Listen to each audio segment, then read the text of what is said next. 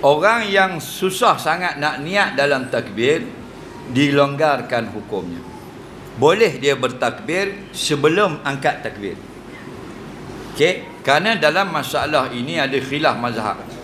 Pandangan jumhur ulama, sunat niat itu dalam takbir dan sah niat sebelum takbir, bi zamanin yasirin qabla takbir. Sedikit sekejap sebelum takbir, aku sembahyang fardu isya' makmum, Allahu Akbar, boleh.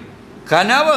Kerana dalam mazhab Syafi'i ada satu kaedah yang berbunyi al-umuru idza dhaqat ittasa'at.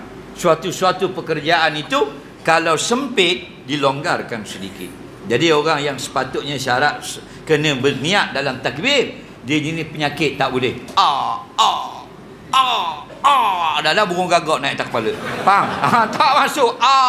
Tak masuk. Dah. Payah sangat. Maka orang ini dilonggarkan hukum. Kenapa? Kerana dhaqa alaih.